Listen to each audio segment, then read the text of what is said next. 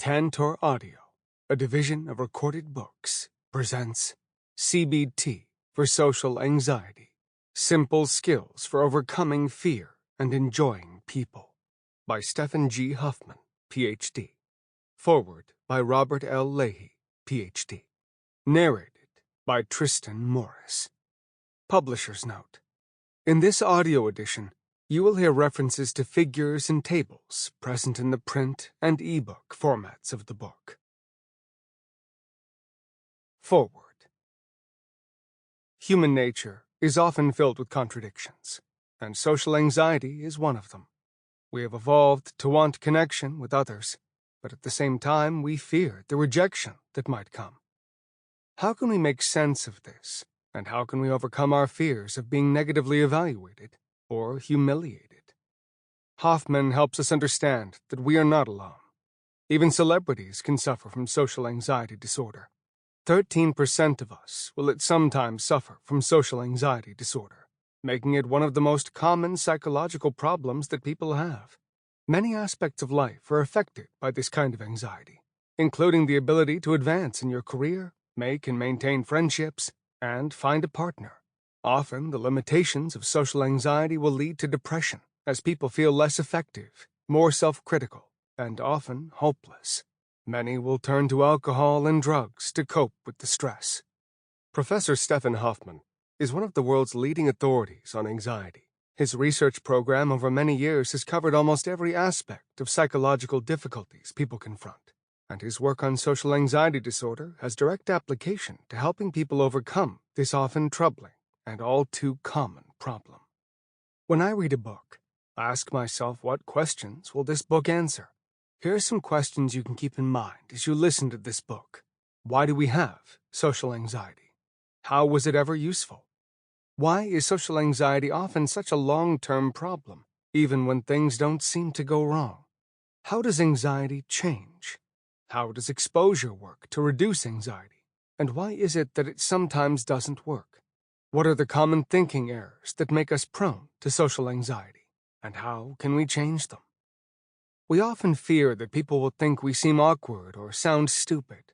What will happen if we test this out and intentionally act a little odd to see what really happens? How can we gain greater acceptance of ourselves? And what techniques can we use right now to begin that process? How can we learn to accept the sensations we have that accompany our anxiety, rather than think we need to eliminate any sensations that are uncomfortable? How can we direct compassion toward ourselves so that our self-criticism is replaced by self-kindness? And what practical social skills can we use so that we do not seem as rigid or as overly cautious as we sometimes do? This superb book not only answers these questions, but also gives you tools you can use to overcome your social anxiety. When I work with patients, I often think about what it is like for this person coping with their anxiety and depression. Hofmann is insightful, intelligent, and compassionate. This practical book will make you feel that there's somebody by your side while you're listening who understands exactly what you're going through, and you will feel the hope rising in your heart as you discover that there is a way to overcome your social anxiety. You don't have to feel like you have to live up to unrealistic standards, criticize yourself, avoid situations that make you anxious, or even fear your uncomfortable feelings. You can learn to see things more realistically, and learn from the exposure that your negative predictions will almost never happen, and that in fact, you are able to cope with negative outcomes even if they do occur. You can learn not only to face your fears, but also to develop the confidence to become more resilient. The good news is that this book, CBT for Social Anxiety, Proven Effective Skills to Face Your Fears, Build Confidence, and Enjoy Social Situations, is an excellent guide to understanding the complexity of social anxiety disorder and learning many proven tools to reverse it. Building on the most advanced contemporary research on evolutionary theory, neuroscience, behavioral processes, and cognitive behavioral therapy, Hofmann walks us through the steps to understand that the avoidance we often use to cope with our anxiety only facilitates and eventually reinforces our negative beliefs. What I found refreshing in this book is Professor Hofmann's ability to integrate the work from different approaches rather than simply embrace one. In other words, There are several processes at work that underlie social anxiety disorder, and to ignore any one of these processes is to limit the effectiveness of the treatment that one can use. We live in a culture that seems to emphasize our social performance, giving us unrealistic standards of being completely in control. We are supposed to seem confident, cool, and collected no matter what. What would happen if we gave up on these demanding standards? Most people know that exposing themselves to the situation that makes them anxious is important in overcoming their fears. But people sometimes say, "I've done those things and I still have this anxiety." This is because, as Hofmann explains, after we have exposed ourselves to anxiety-provoking situations, the interpretations we make of our experiences, through rumination and self-criticism, are the main ingredients in maintaining social anxiety. I suspect that individuals who have been suffering from social anxiety disorder who listen to this excellent book will feel that Professor Hofmann is looking straight into their minds, seeing the frightening world from their perspective. Like any wise and gifted clinician, Professor Hofmann takes you down that road to your fear and helps you walk past it, empowering you to take back your life. This book will help you on every step of your journey. Robert L. Leahy, Ph.D., Director, American Institute for Cognitive Therapy, Clinical Professor of Psychology, Department of Psychiatry, Weill Cornell Medical College, New York Presbyterian Hospital. Introduction. We all feel socially anxious on occasion. Giving a public speech, meeting new people, dealing with authority figures, being observed by others. These are all common situations that make us feel uncomfortable. All of these situations involve other people, and all of them can trigger a fear of negative evaluation by others. You are not alone. For some of us, these situations are not merely uncomfortable, they are terrifying. We then might come up with excuses to avoid giving the speech, going to parties, meeting authorities, or performing in front of others. And for some of us, this anxiety can be so severe that it interferes with our lives. In these cases, the level of social anxiety might have crossed the threshold to social anxiety disorder, SAD, an officially recognized psychiatric condition, also known as social phobia. The good news, however, is that there are very effective strategies to deal with it. These strategies are described in this book. This book will describe the reasons for social anxiety in great detail. These reasons are not mere assumptions or opinions. They are based on a lot of research, which I will summarize. But this book is not a scientific textbook. It is written for you, the listener, who is struggling with social anxiety and is trying to manage it. In this book, I will translate these evidence-based strategies into concrete strategies that you can apply to manage your social anxiety. It turns out that one highly effective strategy is to expose yourself to these very situations that make you want to avoid them. This seems like a paradox. How should confronting what you fear lessen your fear? There are very good reasons why this works. The natural response to anxiety is avoidance, because anxiety is a very unpleasant experience. Confronting it takes courage, and right now you are showing signs of courage. Avoidance and anxiety are closely linked. The short-term positive consequence of avoidance is short-term relief. But the long-term negative consequence is to live a restricted, unsatisfying, or even miserable life. If you continue listening, keep an open mind, and are motivated to overcome your anxiety, you will feel better by the end of this book. Studies have shown that when applying these techniques, 3 out of 4 people struggling with social anxiety disorder will experience a dramatic and long-lasting improvement in their problems. This book will help you free yourself from the tyranny of social anxiety, allowing you to live a meaningful and happy life. Perhaps it is not your first book on the subject. In this case, whatever you tried before probably didn't really work that well. This time will be different. Please continue listening, and I'll tell you why. Social anxiety and extreme shyness are very common. Many social situations cause us discomfort. The fear of public speaking is the most commonly endorsed fear, even more common than the fear of dying. In fact, social anxiety is so common that it appears to be a normal human reaction. It ensures that we stay within the expectations of the group and don't violate social norms. Humans are social animals, and social support is essential for our emotional health. Throughout our history, individuals have had a greater chance to survive in a group, suggesting that social anxiety is evolutionarily adaptive. Although very common, social anxiety can become so severe that it goes from just being uncomfortable to significantly interfering with one's life. For example, some very talented people may drop out of college because they can't deal with the demands of social performances, or they may choose careers that are clearly below their abilities and talents, simply to avoid these situations. This is the bad news. The good news, however, is that there are effective treatments available for those who suffer from this debilitating disorder. Over the last decade and a half, my colleagues and I have developed a highly effective psychological treatment approach based on a great deal of research for treating social anxiety. This approach utilizes cognitive behavioral therapy, CBT, a form of psychotherapy that helps people identify and change negative thinking patterns in order to affect positive changes in behavior and mood, specifically tailored to individuals with SAD. Although many earlier studies have delivered this treatment in a group format, my friend Uli Stangier and his colleagues have shown that an individualized approach for some of these strategies will lead to better outcomes. Our scholarly paper that first described this approach became one of the most highly cited papers in the scientific literature, and it has been found to be one of the most effective psychological treatments for SAD. Numerous studies evaluating this approach have produced impressive effects, demonstrating a 70 to 75% success rate, even in the long term. As a result, our treatment approach has been identified as an empirically supported treatment by the American Psychological Association. This book will describe this approach in such a way that you can use it for yourself. No two people are alike. You have a unique history and unique weaknesses and strengths.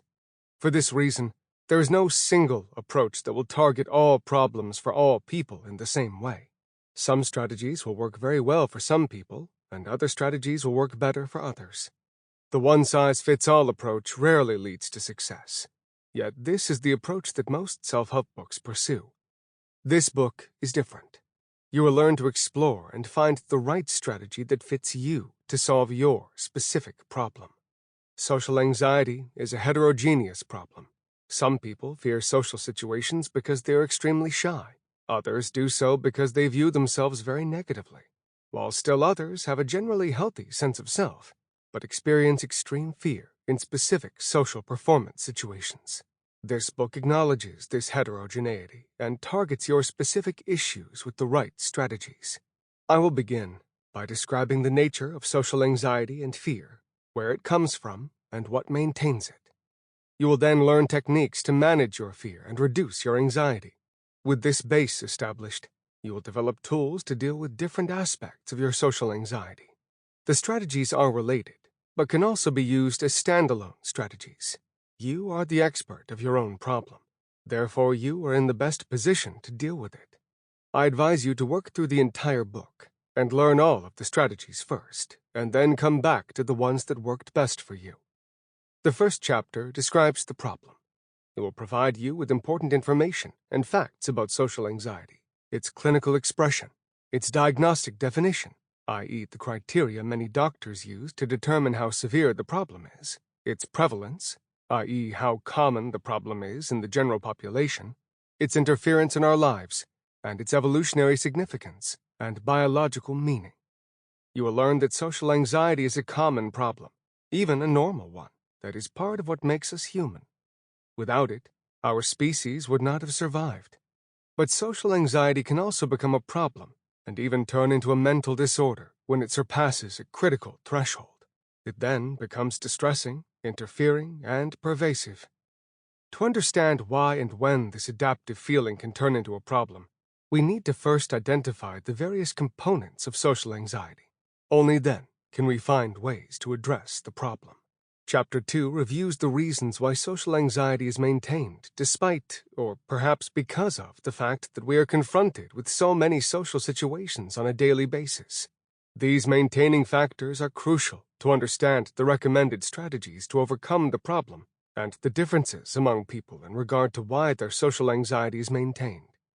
At its core, the theory behind the interventions I'll describe in this book is that people are apprehensive in social situations in part because they perceive the social standard, i.e., expectations and social goals, as being high.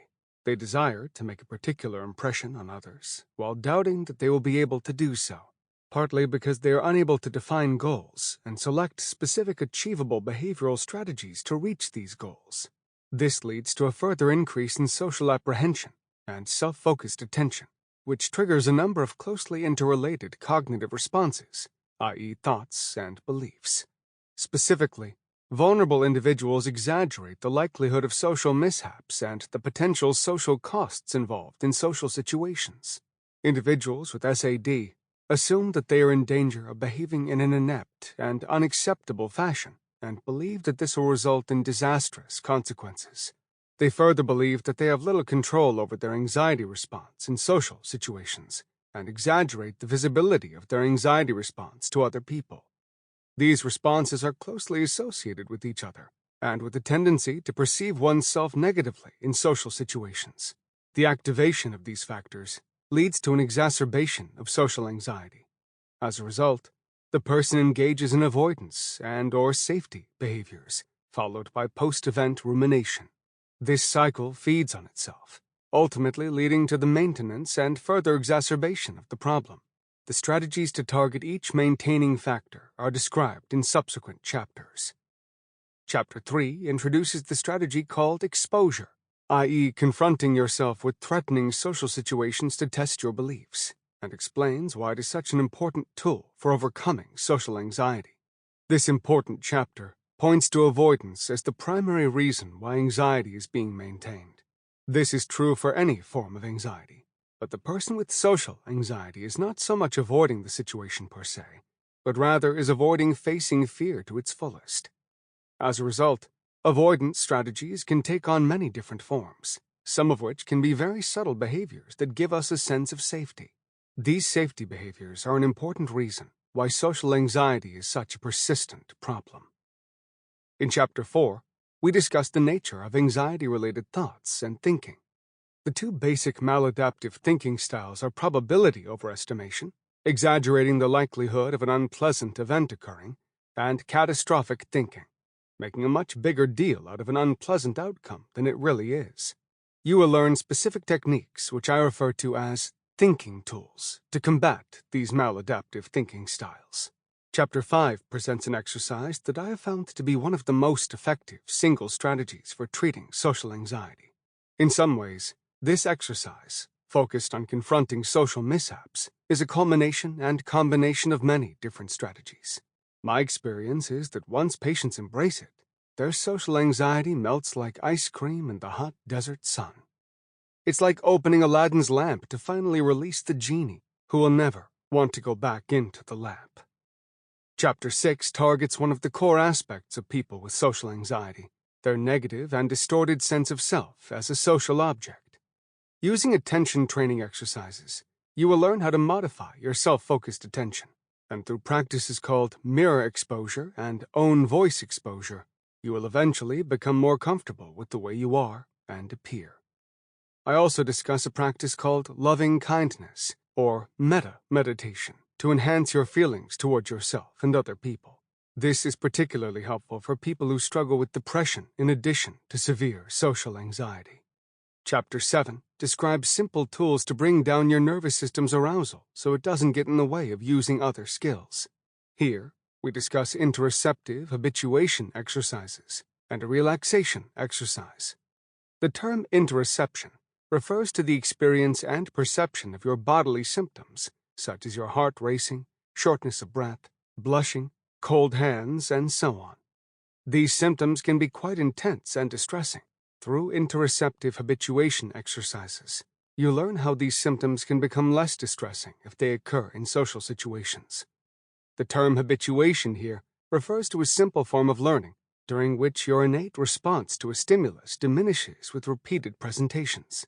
In the case of interoceptive habituation, you are repeatedly presented with scary bodily experiences, e.g., heart racing, gradually leading to a decrease in anxiety.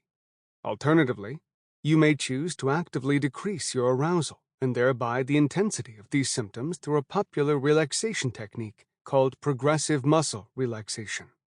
I should point out, however, that these techniques should not be used as a way to avoid the feeling of fear in the situation.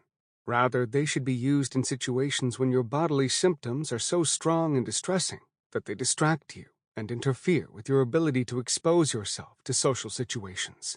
Consider them as emergency tools that should be used rarely. Chapter 8 discusses simple tools to improve your social skills, if needed. Although most people with even extreme social anxiety have adequate or very good social skills, some people do struggle with skill problems. Here, I review context sensitivity and flexibility as one of the most important aspects of social interaction to consider.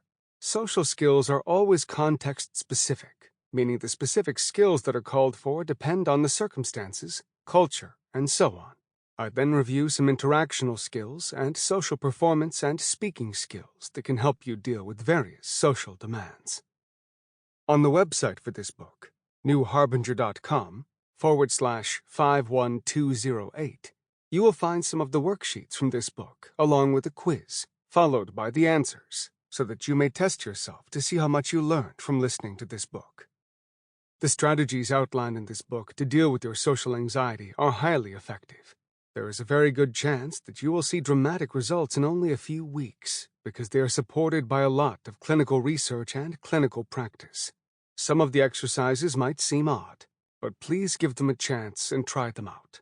You don't have much to lose, only your anxiety that has been holding you back. Stefan G. Hofmann, Ph.D., Boston, Massachusetts, Frankfurt, Germany, Cape Cod, Massachusetts, and in between. Chapter 1. What is social anxiety? You're about to speak in front of an audience. You feel your heart racing. You are hot and sweaty. Your hands are cold and clammy. Your mind is racing. Your body is tense. You are feeling the looks from the audience. You feel like a complete loser. It's hell. The scene seems unreal, like a dream. Does this sound familiar? This is what many people experience when asked to give a speech. Although very common, social anxiety is not restricted to public speeches or other social performance situations. Many people feel similarly at parties or dinner groups, or when being introduced to somebody, going out on a date, or talking to people on the telephone. The common feature among all of these situations is that they involve other people. Many other situations can elicit social anxiety, and sometimes the experience is quite different from the ones we just described. These social situations are uncomfortable and distressing for a variety of reasons. You might dislike being the center of attention, being observed by others, having to perform in front of others, or being judged, or feeling like you're being judged by others. Nobody likes to be judged negatively, and few enjoy being observed or being the center of attention. Therefore, it's quite normal to sometimes feel some anxiety in social situations. There is nothing to be concerned about. In fact, it would be abnormal if you did not experience some social anxiety sometimes. It is quite normal to feel nervous when giving a speech at work or at a family gathering, or when giving a presentation in high school. Almost everybody is nervous when going on a first date or a job interview. Being anxious in front of people who might evaluate you is quite common. The problem starts when social anxiety is too extreme and when it starts to interfere with your life, as in the case with social anxiety disorder. In this chapter, I will describe many phases of social anxiety and discuss the clinical features of the disorder. I will then provide a brief and understandable review of the research on social anxiety, including its biological and social-cultural foundations. This chapter also includes a brief self-assessment to determine your level of social anxiety. I will frequently use two terms, fear and anxiety. The difference between these two terms is not always very clear, and they are used interchangeably even by experts. For our purpose, we will define fear as the emotional response that you experience when being confronted with a feared situation, such as a social situation. It is the more immediate, involuntary response to the feared situation. Anxiety, on the other hand, relates to our feelings and thoughts when anticipating a threatening event, and when worrying about and planning for an upcoming social event. Social anxiety is common. The comedian Jerry Seinfeld once noted that people's number one fear is public speaking, whereas the number two fear is death. He concluded that if you have to go to a funeral, you might prefer lying in the casket to doing the eulogy. His point is well taken. Social anxiety is a very common and even normal experience. You might be surprised to learn that even people who are used to the spotlight share the experience of social anxiety. Here are a few examples. Adele. On April 11, 2011, Rolling Stone magazine published an article on Adele, the popular singer-songwriter, who revealed this. I have the shakes. I'm scared of audiences. I get shitty scared. One show in Amsterdam, I was so nervous I escaped out the fire exit. I've thrown up a couple of times. Once in Brussels, I projectile vomited on someone. I just gotta bear it. But I don't like touring. I have anxiety attacks a lot. My nerves don't really settle until I'm off stage. Donny Osmond. Donny Osmond was the lead singer of the Osmond Brothers in the 1960s. He became a teenage star after a string of early 70s solo hits, and then landed a late 80s comeback hit. In an interview with People magazine, released May 17, 1999, Osmond revealed, I'd been a little nervous about every one of my performances all my life. But for as long as I can remember, whether I was on stage or in a business meeting, I knew that if I just got that applause at the end of the first song, a laugh when I made a joke, my nervousness would diminish, though never go away. Sometime around 1994, I began feeling a kind of anxiousness unlike anything I'd ever felt before. Once the fear of embarrassing myself grabbed me, I couldn't get loose. It was as if a bizarre and terrifying unreality had replaced everything that was familiar and safe. In the grip of my wildest fears, I was paralyzed, certain that if I made one wrong move, I would literally die. Even more terrifying, I'd have felt relieved to die. The harder I tried to remember the words, the more elusive they became. The best I could do was not black out, and I got through the show, barely, telling myself repeatedly, stay conscious, stay conscious. And these attacks of nerves weren't only about performing on stage. I remember being so wound up at the prospect of co-hosting live with Regis and Kathy Lee that I didn't sleep at all the night before, and got nauseous before I went on. Another time, my anxiety was so overwhelming during my audition to play the voice to Hercules in the Disney animated feature. My performance was embarrassing. I started to wonder if I could continue a singing career at all.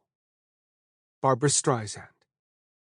Barbra Streisand, American actress, singer, and filmmaker, avoided live performance for nearly 3 decades due to a debilitating bout of stage fright during a concert in New York's Central Park in 1967. During which she forgot the lyrics to one of her songs. She told Diane Sawyer during an interview on September 22, 2005, I couldn't come out of it. It was shocking to me to forget the words, so I didn't have any sense of humor about it. You know, I didn't make up words. Some performers really do well when they forget the words. They forget the words all the time, but they somehow have humor about it. I remember I didn't have a sense of humor about it. I was quite shocked. I didn't sing and charge people for 27 years because of that night. I was like, God, I don't know. What if I forget the words again? These are just some notable examples of current and past celebrities. Other examples are the singer Carly Simon and many professional athletes, such as baseball players Steve Sax, Mike Ivey, and Steve Blass, for our American sports enthusiasts. The point here is, even people who make a successful living by being at the center of the public eye and performing in front of thousands of people can experience crippling social anxiety. It is extremely common, and even affects people who have to deal with social performances on a daily basis. About 13 out of 100 people in the U.S. are currently struggling or have previously struggled with social anxiety disorder, SAD. This number, known as the lifetime prevalence rate, is somewhat dependent on culture. Within the U.S., we find higher rates of SAD in American Indians and lower rates in people of Asian, Latino, African American, and Afro-Caribbean descent, compared with non-Hispanic whites. The prevalence rates in children and adolescents are comparable to those in adults, but it seems to decrease with age. Slightly higher rates are seen in females than in males. Members of the LGBTQ+ community are also more likely to suffer from SAD than heterosexual and cisgender people, the latter referring to people whose gender identity corresponds with their sex assigned. Sample complete. Ready to continue?